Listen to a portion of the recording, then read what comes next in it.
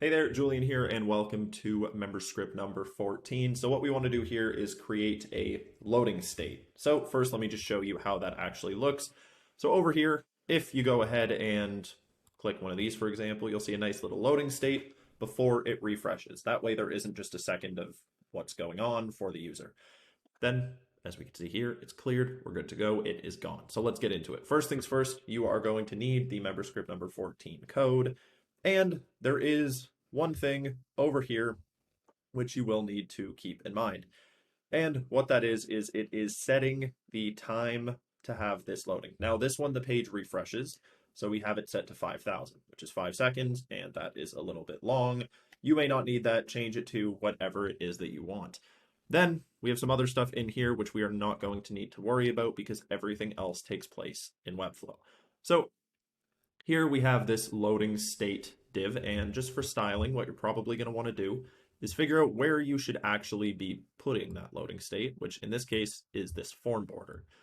Now let's go ahead and set this to flex, and this is a nice little lottie. This can be anything, it doesn't matter. All the code is doing is making it so this shows up. And just, again, nice little lottie, works perfectly fine.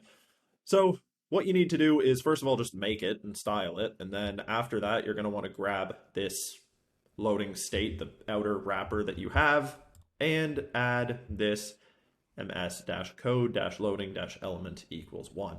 So the reason we have a 1 here is to group that. So here we have ms-code-loading-trigger equals 1. So you could have multiple loading states, multiple triggers, all of that you can have. That is absolutely no problem. And this 1 is just grouping it together. So you could have 1, 2, 3, 4, 5. As long as you have the loading state, the subject, and the trigger, you're good to go. And speaking of subject, that is the element that we want the loading state to actually appear in. So functionally, that's it. You could do whatever you want. Just make sure you have all of those attributes applied properly. However, a couple things to keep in mind, but this is mostly just related to Webflow styling, is with these, we want it to kind of typically just go over. You could have something pop up below if you want, but I wanted it to be fixed and kind of take up the whole block. So I set the subject here, the parent element, to relative, and then I set the loading state here to absolute to take up the whole thing.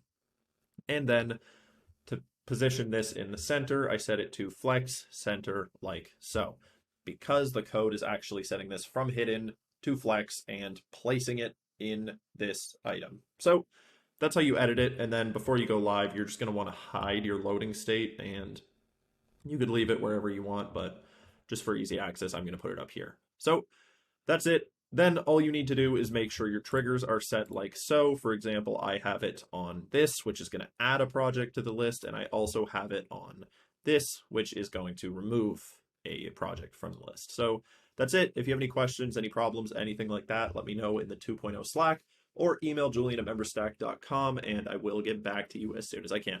All right, take it easy. Have a good day.